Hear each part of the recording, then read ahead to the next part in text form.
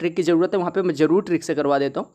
आज मैंने जैसे मुझे लगा कि सीवास थ्योरम का कहीं यूज है, एमपीजी का कहीं यूज है, तो मैंने वो अलग से इंपॉर्टेंट क्वेश्चन सीरीज़ के नाम से एक प्लेलिस्ट बना दी है जिसमें 10 मिनट 5 मिनट की वीडियोस कई सारे इंपॉर्टेंट कॉन्सेप्ट के साथ आपको मिल जाएंगे, आप जाके वो भी देख सकते हैं।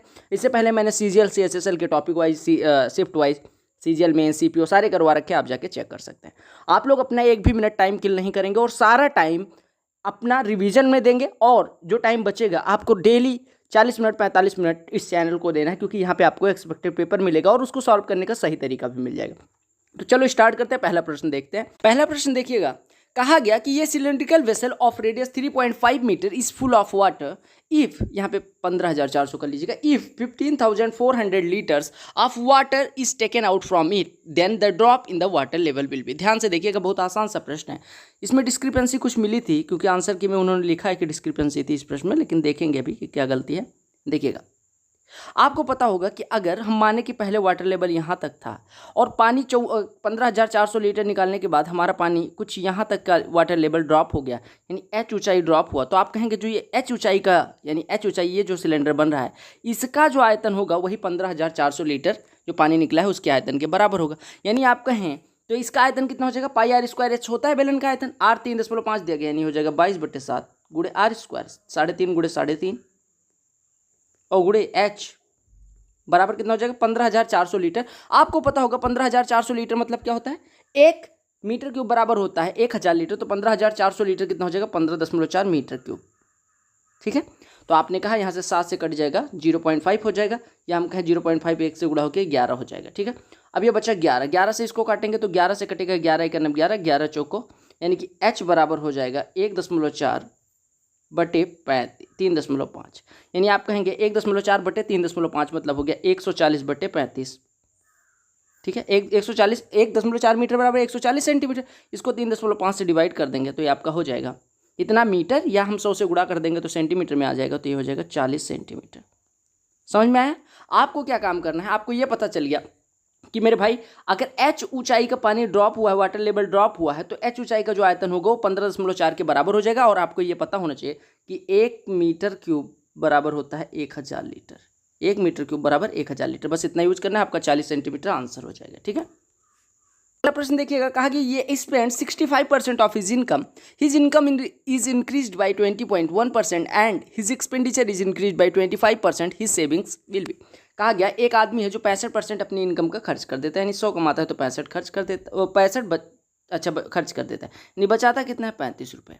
अब कहा गया उसकी इनकम 20.1% बढ़ जाती है, यानी उसकी इनकम 120.1 हो जाती है, और एक्सपेंडिचर जो है 25% से बढ़ जाता है, 65 का 25%, यानी इसका 1/4 यानी 16.25 बढ़ जाता है, 16.25 बढ़ेगा यानी 81.25 हो जाएगा।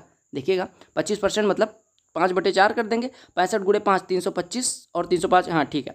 और आपको पता है 120 कमाएगा 81.25 खर्च करेगा तो कितना बचेगा, ये बचेगा 0. ये 11 में से ये घटेगा, ये 5 हो जाएगा, 10 में से 2 घटेगा 8 हो जाएगा, यहाँ पे बचेगा 9 में से 1 घटेगा 8 हो जाएगा, यहाँ पे कितना बचेगा 11 में से 8 घटेगा 3 हो जाएगा। ठीक है, 38.85 हो जाएगा। अब देखिएगा आपको पता है कि पहले 35 था सेविंग, अभी हो गई 38.85, यानी बढ़ी कितनी, आप कहेंगे 3.85 बढ़ गए, 3.85 लगभग इसका कितना परसेंट है, 11%। देखिए 3.85 जो है वो 35 का कितना परसेंट है, आप कहेंगे 11%। देखिएगा, अरे कहेंगे 385 बटे 35, 35 का 35, 35 का 35, यानी 11% से क्या हो जाती है, इंक्रीज हो जाती है। ठीक है, ऐसा प्रश्न मैंने आपको 6th सेट में शायद करवाया था। कहा गया in a quadrilateral ABCD the bisectors of C and D meet at if CD is equal to 56, A is equal to 49, then the measure of B is. ध्यान से देखिएगा, कहा गया एक क्वाड्रिलेटरल है, हमें नहीं पता कैसा क्वाड्रिलेटरल है, हम बनाए दे रहे हैं, ये मान लो ABCD कोई क्वाड्रिलेटरल है, हालांकि ये पेंटागन दिख रहा है लेकिन ABCD मान लीजिए क्वाड्रिलेटरल है। ठीक है, कहा गया कि C और D के जो बाइसेक्टर हैं, यानी ये बाइसेक्टर जो है वो किस बिंदु पे मिलते हैं, E पे मिलते हैं, और ये वाला एंगल आपको दिया गया 56 अंश। ठीक है, आपसे कहा गया A बराबर 49 अंश हो तो B की वैल्यू बतानी है, बहुत आसान सा क्वेश्चन है। देखिएगा आपको पता है ये D/2 है, क्योंकि इसका बाइसेक्टर ये क्या है C/2 है। आपको पता है C/2 प्लस D/2 क्या हो जाएगा, ट्रायंगल DEC में देखिए तो हो जाएगा C/2 प्लस D/2 कितना हो जाएगा मेरे भाई, C/2 प्लस D/2 180 में से 56 घट जाएगा, यानी 124 हो जाएगा। अब अगर C/2 प्लस D/2 124 है, यानी C प्लस D कितना हो जाएगा 248, C प्लस D 248 है, A 49 है, तो B कितना हो जाएगा 360 में से A plus C plus D घटा देंगे, यानी कि 248 यानी 297 घटा देंगे तो कितना हो जाएगा 63 अंश। तो आपका आंसर कितना हो जाएगा 63 अंश। समझ आ गया। अगला प्रश्न देखिएगा, कहा कि what is the compound interest on the sum of 7200 for 2 and 2/5 years at 20% per annum interest compounded yearly. अब ध्यान से देखिए, कहा कि 7200 रुपये पे निकालना है कंपाउंड इंटरेस्ट कितना होगा। तो 20% अगर पर एनम है तो 7200 रुपये एक साल बाद कितना हो जाएगा 7200 इंटू 1 + 20/100। 20/100 कितना होता है 1/5 यानी ये 6/5। ऐसा कितने साल हुआ है 2 साल, यानी कि ये 2 हो गया। और अभी आपके पास 2/5 साल और बचा है। 20% एक साल के लिए, तो मतलब या एक साल के लिए 20%, तो 2/5 साल के लिए 2/5 गुना कर देंगे यानी 8%, यानी एक बार 1 + 8/100 भी और होगा, यानी कि 1 + 2/25 यानी 27/25 और होगा। इतना तो आपका टोटल अमाउंट बनेगा। आपको समझ आ गया। अब इसमें से अगर हम क्या काम करें, इसमें से 7200 घटा दें तो आपका ये क्या आ जाएगा इंटरेस्ट, यानी कि 7200 अगर कॉमन ले लें तो यहाँ पे बचेगा 1, यानी आपका इंटरेस्ट इतना हो जाएगा, यानी हो गया 7200 इंटू ये कितना हो जाएगा 36 × 27, 36 × 27 माइनस 25 × 25 625 और बटे 625, ये तो हो जाएगा। अब आप इसको सॉल्व कर लीजिए। 36 × 27 27 आप गुणा करिए, 36 × 7 252, 7 × 42 7 हाँ 252 के 2 हासिल 25, 36 दूना 72 और 25 97 माइनस 625 घटाएंगे तो ये कितना हो जाएगा 12 में से 5 जाएगा 7, यहाँ पे बचेगा 6, 6 में से 2 जाएगा 4 और यहाँ पे बचेगा 9 में से 6 जाएगा 3 बटे 625। ये 347 बटे 625 में 7200 का गुणा करना है, यानी आप ऐसे काटिए 25 से काटेंगे 25, 25 से कटेगा 7200 को 288 हो जाएगा। ठीक है, अब ये 288 गुणे 347 बटे 25 बच रहा है, यानी आप कह सकते हैं ये आपका लगभग कितना हो जाएगा 25 से इसको और काट दीजिए, 25 से काटेंगे 25 × 25 और ये 3 38, 25 × 25 25 पंचे 125, यानी 11 गुना लगभग हो जाएगा। तो 11 गुना करेंगे तो कितना हो जाएगा 11 7 77, 11 चौको 44 7 51 और 11 3 33 और 5 38, 3817 से थोड़ा ज़्यादा होगा क्योंकि यहाँ पे पॉइंट भी लगा है, यानी 3817 में लगभग आप जोड़ देंगे 170, यानी ये आपका हो जाएगा 38 × 3987, यानी 3960 के आसपास आपका आंसर हो जाएगा। सॉरी 3987 आ रहा है, यानी 3997 के आसपास आपका उत्तर हो जाएगा। ठीक है, देखिए क्योंकि हमने आधा लगभग 170 जोड़ा है, जबकि जोड़ना कितना था 174 के आसपास जोड़ना था। 174 जोड़ते तो आपका 3797 के आसपास आपका आंसर आ जाता है। ठीक है, तो आप कैलकुलेट ऐसे अप्रॉक्सीमेशन से कर सकते हैं। ठीक है, एक और आसान तरीका है, क्या कहता है कि 7200 रुपये पे 2 सही 2/5 साल का निकालना है। ठीक है, अब आप 20% आप पहले देखिए इंटीजर में 2 साल है तो 20% का सक्सेसिव कितना हो जाएगा 44%, और 2/5 साल और है, 2/5 साल और मतलब कि अगर एक साल के लिए 20% तो 2/5 साल के लिए 20 × 2/5 यानी कि 5 को 20 8% और, यानी 44% और 8% का रिजल्टेंट निकालो तो ये हो जाएगा 44 + 8 + 44 × 8/100, यानी कि 3.52 और हो जाएगा, यानी आपका टोटल कितना बन जाएगा 44 8 52 3 55 55.52%। ठीक है, 55.52%। अब आप देखिए सीधे सीधे आप कहेंगे कि 7200 का 50% कितना हो जाएगा 3600।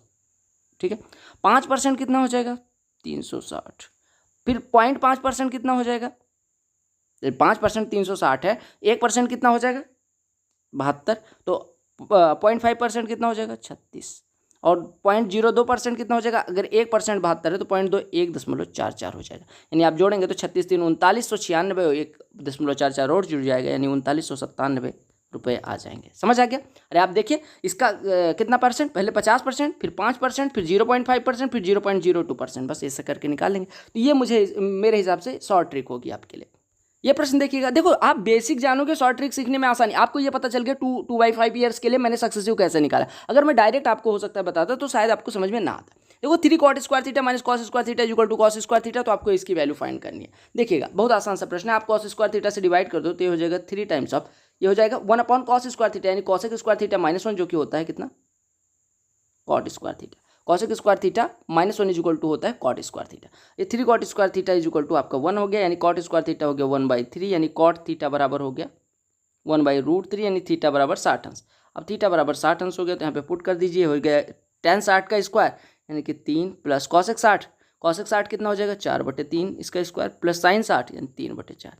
सॉल्व कर लेंगे, 12 से गुणा करेंगे 36, यहाँ पे 4 16, यहाँ पे 3 से 9 16 9 25 36 61/12 आपका आंसर हो जाएगा। शायद ये किसी सेट में करवा भी चुका हूँ, और आप वैल्यू पुटिंग से भी कर सकते हैं। थीटा बराबर 60 पुट करके चेक कर लीजिएगा, क्योंकि 0 और 90 के बीच में रखना है। अगला प्रश्न देखिएगा, पेरीमीटर से रिलेटेड है। कहा गया the perimeters of 2 similar triangles ABC and PQR are 78 and 46.8 centimetre respectively if P Q is equal to 11.7 then length of A B. ध्यान से देखिए, अगर दो ट्राइंगल सिमिलर हो तो उनके पेरीमीटर्स का यानी P of A B C, perimeter of A B C बटे perimeter of P Q R क्या होगा, इनकी करेस्पॉन्डिंग साइड्स का रेशियो होगा। यानी कि करेस्पॉन्डिंग साइड्स की बात करें तो ए बी इसके लिए अगर हम ले रहे हैं तो पी क्यू इसके लिए लेना पड़ेगा। पेरीमीटर का जो रेशियो होता है, एरिया का क्या होता है, करेस्पॉन्डिंग साइड्स के रेशियो का वर्ग। यानी perimeter of A B C कितना दिया गया 78 बटे perimeter of P Q R 46.8 is equal to A B नहीं पता, पी क्यू दिया गया है कितना है 11.7। 11.7 का ये 4 गुना है, 4 से 78 में डिवाइड करेंगे 19.5 आपका आंसर हो जाएगा। राइट, ये प्रश्न देखिएगा, कहा गया सम ऑफ, क्या कहा गया, sum of interior angles of a regular polygon is 1260। आपको पता होगा कि अगर कोई रेगुलर पॉलीगॉन दिया गया तो उसके अगर नंबर ऑफ साइड्स n हो तो उसके इंटीरियर एंगल्स का सम होता है n-2 × 180। ये बराबर दिया गया 1260। ठीक है, 18 से कटेगा 7 यानी कि n-2 = 7 यानी n बराबर 9। अब आपसे कहा गया what is the difference between N exterior angle and interior angle of the polygon, यानी आपको एक्सटीरियर एंगल और इंटीरियर एंगल का डिफरेंस निकालें। आपको पता है अगर नंबर ऑफ साइड्स n है तो एक्सटीरियर एंगल कितना हो जाएगा 360/n यानी कि 40, और इंटीरियर एंगल की बात करें तो ये होता है n-2/n × 180, यही होता है। तो यहाँ से आप इंटीरियर एंगल निकालेंगे, या आप कहें कि देखो सारे इंटीरियर एंगल्स का सम कितना है 1260 है। यहाँ आप ऐसे देखो आपको ये दिख रहा है, या आपने ऐसे देखा कि नंबर ऑफ साइड्स 9 हो गई, एक्सटीरियर कितना हो गया 360/n यानी कि 40। आपको पता है इंटीरियर प्लस एक्सटीरियर कितना होता है 180, यानी कि अगर एक्सटीरियर 40 है तो इंटीरियर हो गया 140, क्योंकि दोनों को 180 होना है। अब आपको निकालना क्या था, इंटीरियर और एक्सटीरियर का डिफरेंस यानी 140 - 40 निकालने थे, यानी आपका आंसर कितना हो जाएगा 100 डिग्री। अगला प्रश्न देख लो, कहा गया x + 1/16x = 3, तो 16x³ + 1/256 x³ की वैल्यू पूछी। तो अगर इसका x निकालना है 64x³ + 1/256x³, तो अगर आप क्या कॉमन ले लें, आप 2 कॉमन ले लें, 2 कॉमन ले लें तो ये बचेगा 8x³ + 1/512x³, यही तो हो जाएगा। यानी आप अगर इसमें ध्यान से देखिए, अगर इसमें 2 से गुणा कर दें तो ये कितना हो जाएगा 2x + 1/8x = 6।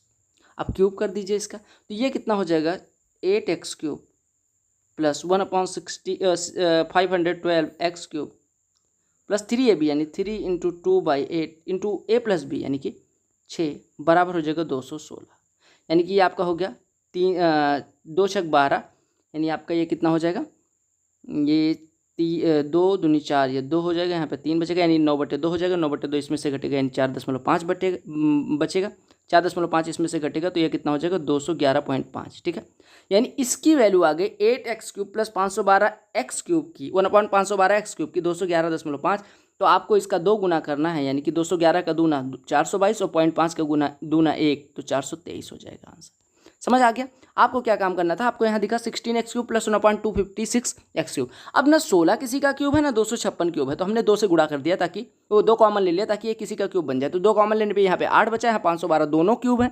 अब हमने क्या काम किया, यहाँ पे हमें 2x + 1/8x पता होगा तभी इसका क्यूब निकलेगा, तो हमने 2 से गुणा कर दिया, फिर उसके बाद क्यूब कर दिया, आंसर आ गया। राइट, अगला प्रश्न देखिएगा, कहा कि the speed of a boat in still water is 18 km/h, यानी कि स्पीड बोट की कितनी है 18 km/h। लिख दीजिए 18 km/h।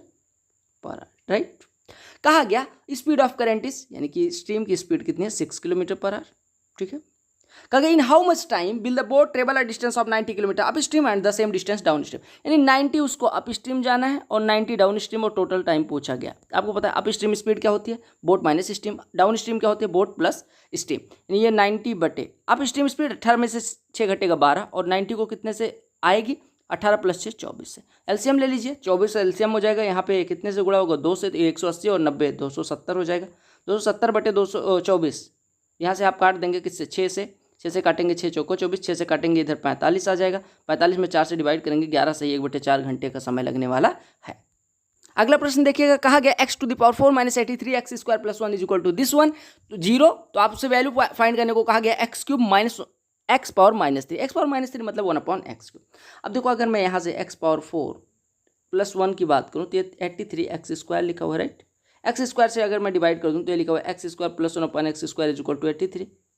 या अगर मैं यहाँ से कहूँ कि भैया x + 1/x कितना हो जाएगा, या सॉरी ये यहाँ पे कितना हो रहा है, ठीक है हाँ ठीक है, यहाँ पे x³ - 1/x³ निकालना है, प्लस नहीं माइनस निकालना है। ठीक है, तो अगर मैं कहूँ यहाँ से x - 1/x कितना हो जाएगा, तो आप कहेंगे अगर एक्स स्क्वायर प्लस 1/x² 83 हो तो x माइनस 1/x कितना हो जाएगा, अंडर रूट में 83 माइनस 2 यानी कि 81 का वर्गमूल 9 हो गया। और आपको पता है अगर x माइनस 1/x न हो तो x³ माइनस 1/x³ कितना होता है, देखो फार्मूला क्या होता है, x माइनस 1/x अगर k हो तो x³ माइनस 1/x³ क्या होता है, k³ प्लस 3k। 9 का क्यूब 729 प्लस 3 9 27, तो ये कितना हो जाएगा 756, आंसर हो गया। ठीक है, प्रश्न देखिएगा ट्रिगो का, बहुत आसान सा प्रश्न है। ये कैसे करेंगे, अब ये ऐसा क्वेश्चन दिखे जहाँ पे देखिएगा ऑप्शंस क्या है, इंटीजर्स हैं, तो इंटीजर्स तो वैल्यू पुटिंग पे सीधे चले जाया करो। 5 बराबर 45, क्योंकि यहाँ पे tan cot sec cos सब दिख रहे हैं, तो 90 और 0 ना पुट करना। 45 पुट करोगे तो tan square 5 1, cot square 5 1, minus sec square 5 2 into cosec square 5 2, यानी 1 1 2 माइनस 4 यानी -2 आंसर, राइट। अब मान लो आपसे कोई क्वेश्चन पूछा जाता है 10 सेकंड का, आप 15 सेकंड दे रहे हो, यानी 5 सेकंड वहाँ बर्बाद कर रहे हो, तो सस्ते प्रश्नों में और सस्ता बना दो उसको, कम समय दो।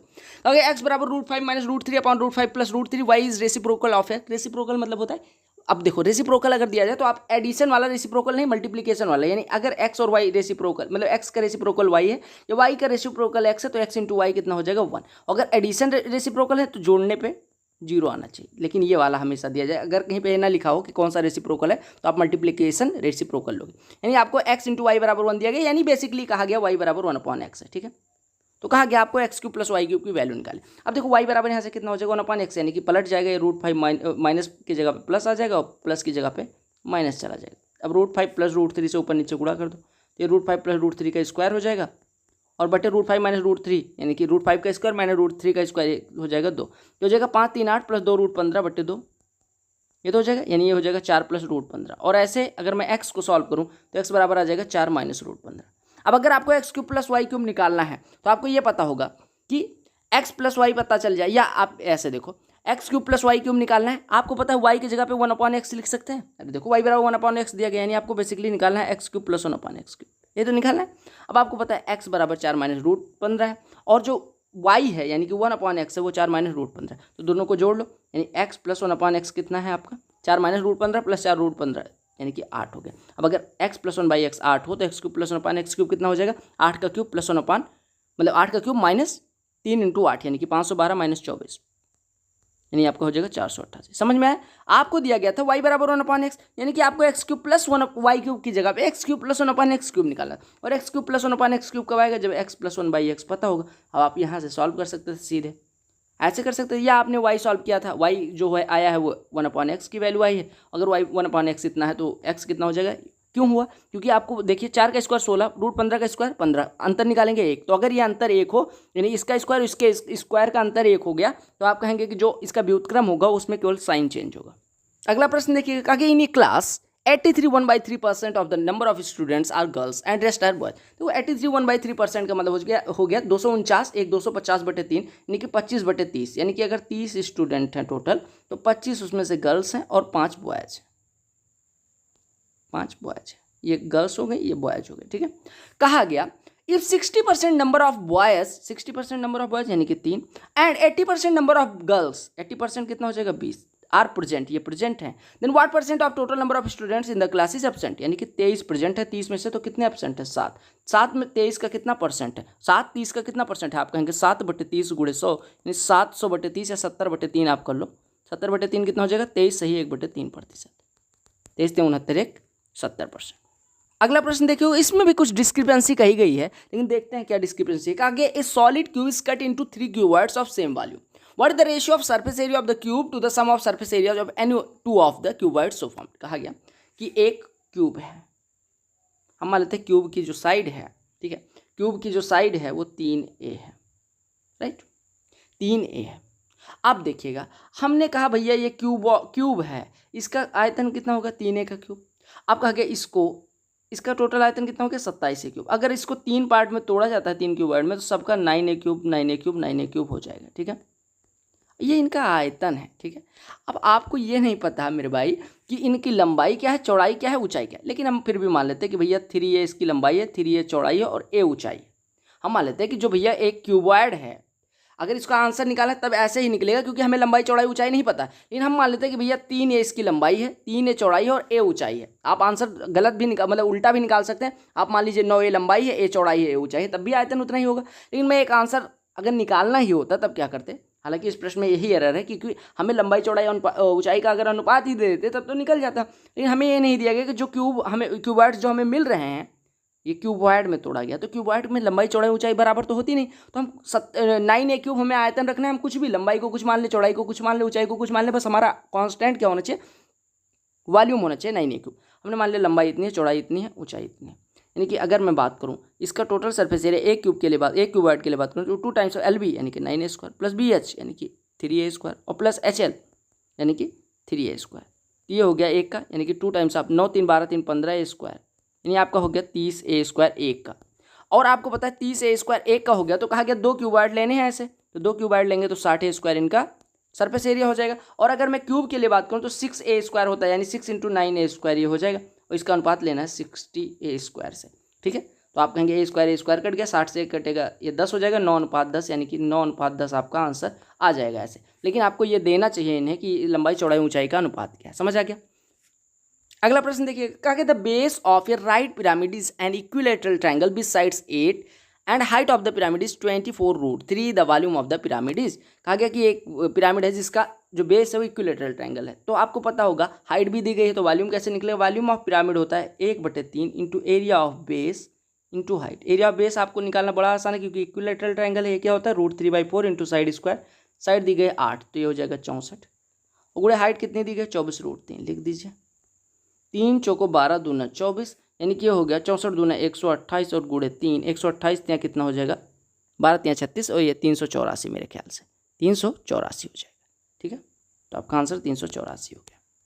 ये प्रश्न मुझे थोड़ा सा अच्छा लगा, क्योंकि when a 2 digit number is multiplied the sum of its digits the product is 424। When the number of 10 by interchanging its digit is multiplied by the sum of digits the result is 280 the sum of digits of the given number is. ध्यान से देखिएगा, अच्छा प्रश्न देखो, कहा गया एक संख्या मान लेते हैं 10x + y, हमने संख्या को क्या माना xy, तो इसका संख्या बनेगी 10x + y। इसको कहा गया गुणा किससे किया जाता है, सम ऑफ डिजिट से, यानी x + y से, तो हमें आंसर क्या मिलता है, हमने लिख दिया 4 2 4।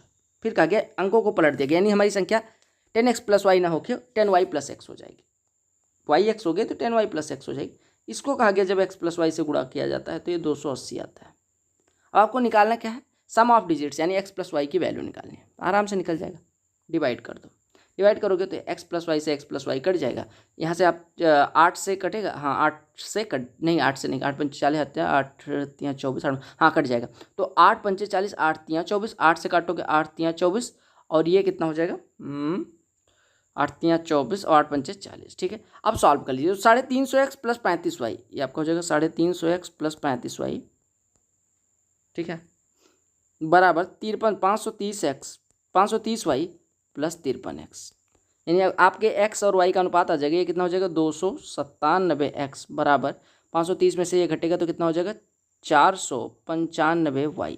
ठीक है, अब ये किसी से कट रहा है, देखिएगा ये किससे कट रहा है 99 से कट रहा है, देखिए 99 3 99 5, यानी 3x बराबर 5y हो गया, यानी 3x बराबर अगर 5y हो गया, देखिए 3x बराबर 5y हो गया। ठीक है, अब 3x बराबर 5y अगर हो गया तो आप x को 5 मान लीजिए, a को 3 मान लीजिए, सॉरी x को 5 मान लीजिए, y को 3 मान लीजिए, यानी हमने कह दिया x बराबर 5 है, y बराबर 3 है। अब x बराबर 5 है 3 रख के इसमें करो, यानी हमें निकालना क्या है x + y, यानी 8 निकालना है, और a की वैल्यू अगर पता चल जाए तो हमारा आंसर आ जाएगा, यहाँ पे वैल्यू पुट कर लो, यानी 10x यानी कि 50 है प्लस y यानी कि 53 है इंटू x + y 8 है बराबर 424, यानी आप 53 अट्ठे करेंगे 424, a² बराबर 1 a बराबर 1, यानी कि सम हमारा हो गया 8 है, यानी कि 8, तो आपका आंसर कितना हो गया 8। अगला प्रश्न देखिएगा, आसान सा प्रश्न है, कैसे करेंगे देखिएगा।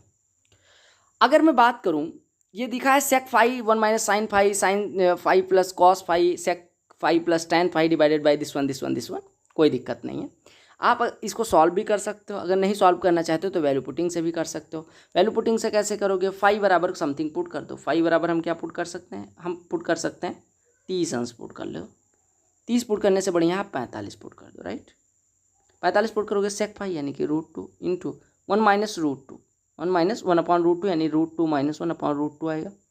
ठीक है, into sin phi + cos phi 1/√π + 1/√2 ये हो जाएगा √2 2/√2 यानी कि ये sec phi यानी कि sec phi कितना हो जाएगा √2 + tan phi यानी कि 1 डिवाइडेड बाई √2 कट गया। ठीक है, डिवाइडेड बाई sin phi यानी 1/√2 इंटू 1 + tan, ये 2 हो गया, प्लस cos पाई 1/√2 इंटू 1 + tan पाई 2 हो गया, ठीक है। देखो √2 - 1 इंटू √2 + 1, ये कितना हो गया, ये आपका हो गया 1 इंटू √2 यानी कि √2 बचा। और यहाँ पे देखिएगा ये लिखा हुआ है 1/√2 प्लस 1/√2 इंटू 2, तो ये 2 कॉमन ले लोगे तो यहाँ पर 2√2 बचेगा, 2√2 बचा यानी कि √2 कट गया, यानी आपका 1/2 बचा।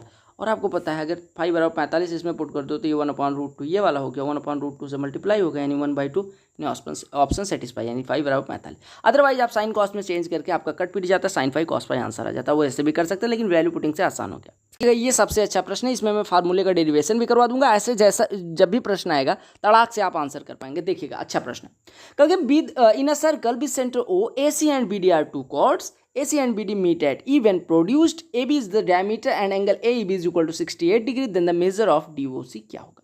ध्यान से देखिएगा, हमें कहा गया कि भैया एक वृत्त है, ये वाला वृत्त, क्योंकि इसका AB डायमीटर है, AD और BC दो जीवाएं हैं जो मिला आगे बढ़ाने पे E पे मिलती हैं। E वाला भुजा के नाम दे दिया गया है AB, ये हो गया, ये AC और BD जीवाएं जिसको मिलाने पे E पे मिलती हैं। बाबू समझ आया? ठीक है। O सेंटर है, आपको DOC की वैल्यू निकालने को कहा गया, आपको AE भी पता है बस। अब देखिएगा अगर मैं थोड़ी देर के लिए इसको थीटा मानूँ, इसको थीटा मानूँ, ये थीटा हो गया, ये थीटा हो गया, अरे ये थीटा अगर मान रहे तो दूसरा वाला अपने आप थीटा हो जाएगा, तो ये कितना हो जाएगा बाबू 180 - 2 थीटा। ठीक है, समझ रहे हो? ऐसे अगर मैं इसको फाई मानूँ तो ये अपने आप फाई हो जाएगा, तो ये वाला कितना हो जाएगा 180 - 2 फाई, राइट। अब आपको पता है कि भैया देखो अगर ये फाई है तो ये 180 - फाई हो जाएगा, ये ऐसे 180 - थीटा हो जाएगा। आपको ये लग रहा होगा क्या मैं करवा रहा हूँ, अभी समझ आ जाएगा। 180 अब देखो ये वाले एंगल की अगर मैं बात करूँ, आपको पता है एक 180 - थीटा है, ये 180 - 2 फाई है, वो 180 - 2 थीटा, दोनों जोड़ेंगे तो 360 - 2 थीटा -2 फाई मिलेगी। और 180 में से घटा देंगे तो नीले वाले एंगल की वैल्यू आ जाएगी, यानी 180 में से घटाओगे तो आपका हो जाएगा 2 थीटा + 2 फाई -180 डिग्री। यानी नीले वाले एंगल की वैल्यू हो गई 2 थीटा + 2 फाई -180, 2 थीटा + 2 फाई -180 लिख दीजिए। 2 थीटा + 2 फाई -180 इसकी वैल्यू हो गई, और बाकी ये वाला एंगल जोड़ो, ये वाला एंगल जोड़ो, तो जगह 180 - थीटा + 180 - फाई, और ये वाला जोड़ दो प्लस एंगल AEB। AEB को हो या CED, तो हम CED कह दे रहे हैं क्योंकि AEB CED के बराबर है।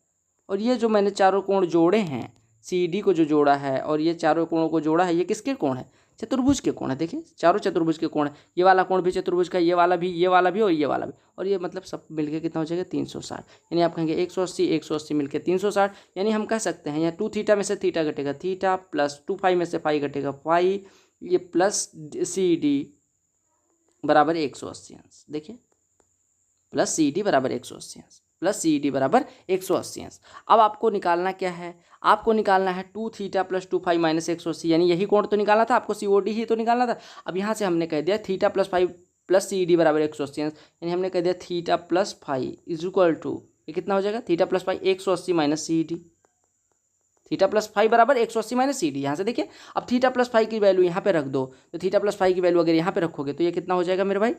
देखिएगा यहाँ पे मैं पुट कर दे रहा हूँ, थोड़ा सा मिटाना पड़ेगा, यानी कि मिटा रहा हूँ यहाँ पे, थोड़ा मिटा दे रहा हूँ, प्रूफ करवा के तब मैं यूज करूँगा तो आपको ज़्यादा अच्छे से समझ में आएगा। ठीक है, तो आपको पता चल गया आपको निकालना क्या था, 2 थीटा + 2 फाई -180 निकालना था। तो आपने कह दिया भैया, ये देखिए यहाँ पे हमारा थीटा + फाई 180 - CED आ गया। ठीक है, CED या AEB जो भी कहना चाहो, ये AEB मैं इसकी जगह पे कर ले रहा हूँ, AEB।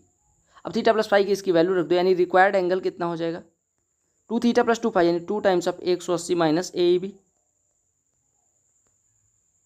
और -180, यानी कि ये हो जाएगा 360 - 180 180 -2 एंगल AEB। तो आपका सीधे फार्मूला बन के आ गया। मास्टर तो आपको यही करवा देते हैं भैया कि रिक्वायर्ड एंगल जो है वो आप 180 - 2 टाइम्स आप AEB कर लेना, आपका आंसर आ जाएगा। लेकिन कैसे आता है वो आप फिर दांत चियार देते हो वहाँ पे, कैसे आया? तो यहाँ पे आपका आ गया, ये हो गया 180 - 2 टाइम्स ऑफ AEB।